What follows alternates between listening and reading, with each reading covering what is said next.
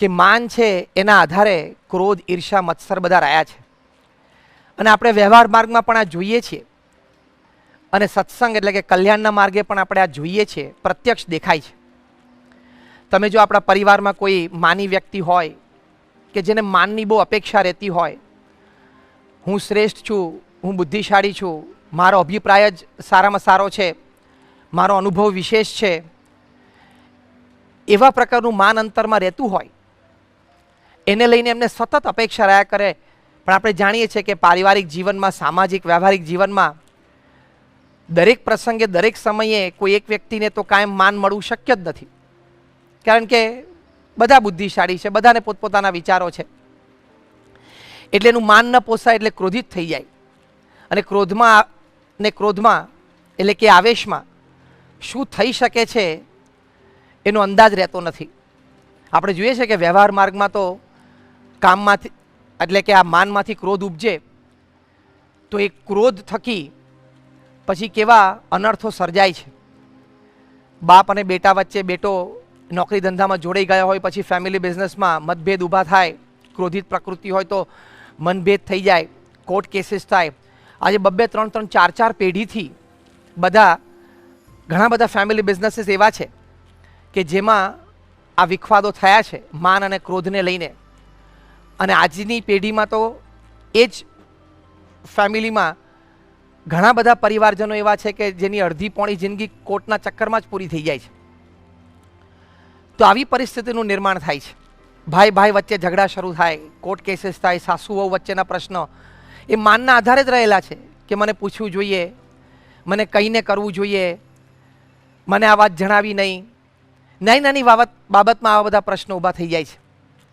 એટલે ભગવાન સ્વામિનારાયણે જે વાત કરી એ વાત સાચી છે કે માનના આધારે આ ક્રોધ અને ઈર્ષા, મત્સર અને દ્રોહ એ બધું રહેલું છે. અને તમે જો વ્યવહારમાં પણ, નોકરી ધંધા વેપારમાં પણ આ બધા પ્રશ્નો ઘણા બધા સર્જાય છે. એટલે વ્યવહાર માર્ગમાં પણ અતિશય વિઘ્નરૂપ છે. આપણે જાણીએ કે આપણે બુદ્ધિશાળી છે, હોશિયાર છીએ, પણ આપણને બધાને અનુભવ છે. અંગ્રેજીમાં એક કહેવત છે કે every third person besides you is more intelligent, more talented, more wise than you in some or the other way. જે હકીકત છે કે આપણાથી ત્રીજી જ વ્યક્તિ એ આપણા કરતાં કંઈક વધારે બુદ્ધિશાળી, કંઈક વધારે આવડતવાળી, કંઈક વધારે શાણપણે યુક્ત કોઈને કોઈ ક્ષેત્રમાં તો છે જ. આ વિચારે તો પણ માણસને એક અંતરદ્રષ્ટિ રહે કે માન રાખવું યોગ્ય નથી. અને આ સમગ્ર સૃષ્ટિમાં જો we are not even a speck of the dust, એક રચકણ પણ એ જેટલી પણ આપણી કિંમત નથી. પણ આપણને આ વિચાર આવવો તો અઘરો છે, પણ આવે છતાં પણ આપણને માનમાં જે આનંદ આવે છે. યોગીજી મહારાજ કહેતા કે 32 પકવાનનું ભોજન હોય ને જે જમતી વખતે આનંદ આવે એના કરતાં પણ વિશેષ આનંદ જ્યારે માન પોસાય ત્યારે આવે. આપણા વખાણ થતા હોય પછી આપણે યોગ્ય હોય ના હોય એની પણ અંતરદ્રષ્ટિ ન રહે, પણ વખાણ થતા હોય એટલે આપણને આનંદ આવ્યા કરે. શ્રીજી મહારાજે આ વાત મધ્યના 41માં વચનામૃતમાં કરી છે. ભગવાન સ્વામિનારાયણે કહ્યું કે આ જીવને માનમાંથી જેવો સ્વાદ આવે છે એવો તો કોઈ પદાર્થમાંથી નથી આવતો. અને કઈ કક્ષાનું માન લોકોને હોય છે.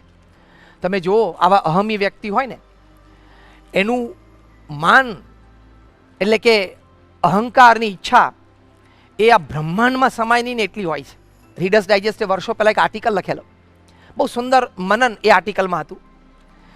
એ આર્ટિકલમાં લખેલું કે the 4 most important words in the language કયા? તો કે may I help you. The 3 most important words how are you. The 2 most important words thank you. And the 1 most important word you or we. પછી છેલ્લે લખેલું the 1 least important word I, હું.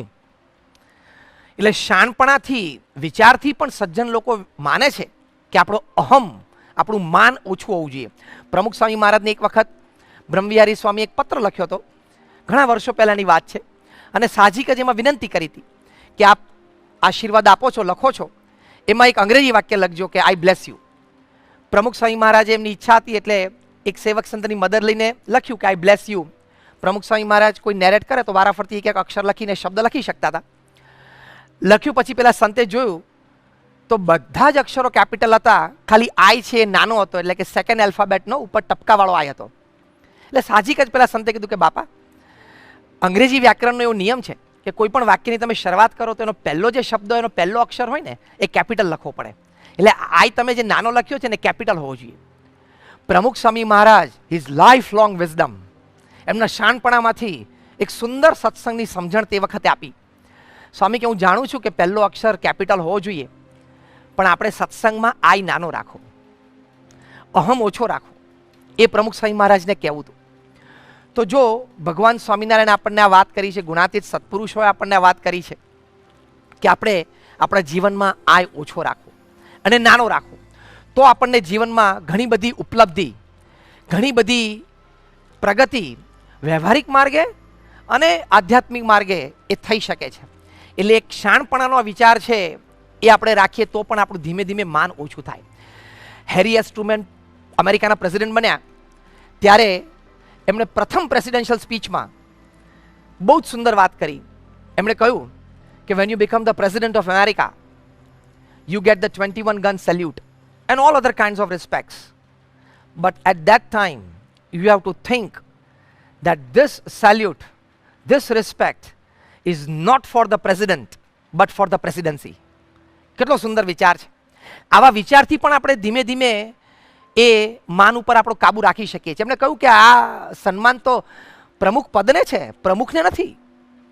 જો આ શાણપણાનો વિચાર છે, શાણી વ્યક્તિઓના હૃદયમાં આ વિચાર સ્થિર હોય છે. પ્રમુખ સ્વામી મહારાજને જ્યારે 1950 21મી મે એમના ગુરુ શાસ્ત્રીજી મહારાજે પ્રમુખ પદ આપ્યું, આ બીએપીએ સંસ્થાને પ્રમુખ બન્યા, એ જ દિવસે એ સમારંભમાં આવેલા બધા ભક્તો એ ભોજન કરીને વિદાય થયા. પ્રમુખ સ્વામી મહારાજ રસોડામાં ગયા, ભોજન કરવા માટે જોયું બધા 18 વાસણો પડ્યા છે. એમણે વાસણ ઉટકી નાખ્યા, એમને પ્રમુખ પદનું માન ના આવ્યું. 1948ની સાલમાં જ્યારે એમને 68મી જન્મજયંતિ યોગીજી મહારાજે ઉજવી ત્યારે એ પ્રવચનમાં બોલ્યા કે આ વાત મને તો યોગ્ય જ નથી લાગી. જ્યાં સુધી યોગીજી મહારાજ બિરાજમાન છે ત્યાં સુધી બીજો વિચાર જ ન થવો જોઈએ. જો એમની જન્મજયંતિ ઉજવાય છે, એમને માન નથી આવતું.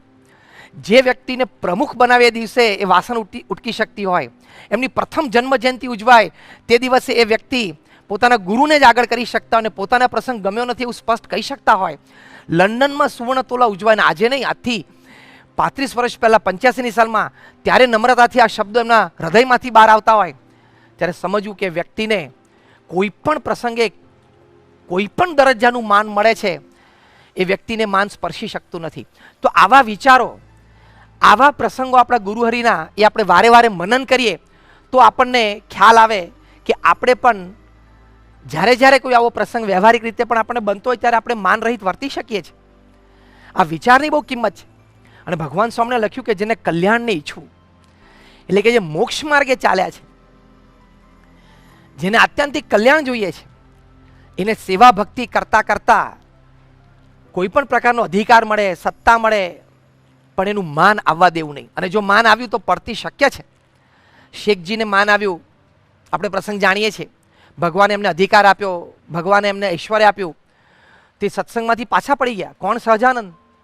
પછી તો ભગવાનની કૃપા થઈ અને એ પણ એમને અંતરદ્રષ્ટિ થઈને નિર્માણની વર્ત્યા અને ભગવાને એમને પાછા સત્સંગમાં લીધા.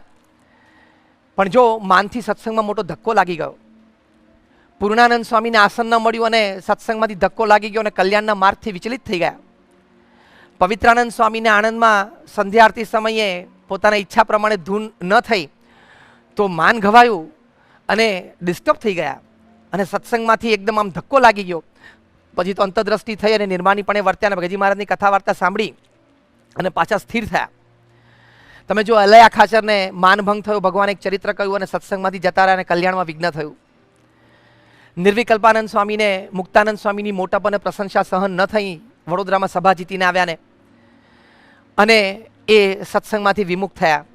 તો જો આવા કેટલા બધા પ્રસંગો બન્યા છે કે જે ભક્ત એ સેવા ભક્તિના માર્ગે ચાલતા ચાલતા પણ જો માનને આધીન થઈ જાય, માનમાં એને સ્વાદ આવવા માંડે, તો એને પણ કલ્યાણના માર્ગમાં બહુ જ મોટું વિઘ્ન આવીને ઊભું રહ્યું છે એ આપણને સાક્ષાત દેખાય છે. માટે ભગવાન સ્વામિનારાયણે કહ્યું છે કે જે કલ્યાણના માર્ગે ચાલ્યો એને કોઈ પણ પ્રકારનું માન એ અંતરમાં આવવા દેવું નહીં. માન રહિત વર્તવાનો વિચાર, માન રહિત વર્તવાની ક્રિયા, એનું સતત અનુસંધાન રાખીને એ માર્ગે ચાલવાનો હંમેશા પ્રયત્ન કરવો. એટલે આ ખૂબ જરૂરી છે. હવે આપણે જાણીએ છીએ કે માન તો દરેક વ્યક્તિમાં હોય, એ અનાદિ દોષ છે અને વ્યક્ત પણ થતો હોય. તે માનને ટાળવું કેવી રીતે? તો સમગ્ર શાસ્ત્રના સાર રૂપે જે ભગવાન સ્વામિનારાયણે આપણને વચનામૃત આપ્યું છે, એ વચનામૃતમાં જ્યાં જ્યાં માન અને અન્ય સ્વભાવ ટાળવાની વાત ભગવાન સ્વામિનારાયણે કરી છે, ત્યાં બધે જ ઠેકાણે ભગવાન સ્વામિનારાયણે મુખ્ય વાત ભગવાન અને સંતનું મહાત્મ્ય, એટલે કે ભગવાન અને સંતનો મહિમા સમજાય કે એ આવા મોટા, એ આવા કરતા હરતા, એમનો આવો મહિમા સમજાય તો આપણા અંતરમાં પણ એમના આશરે રહીને, એમની આજ્ઞામાં રહીને સેવા ભક્તિ કરતા કરતા એ માન ઓછું થાય છે.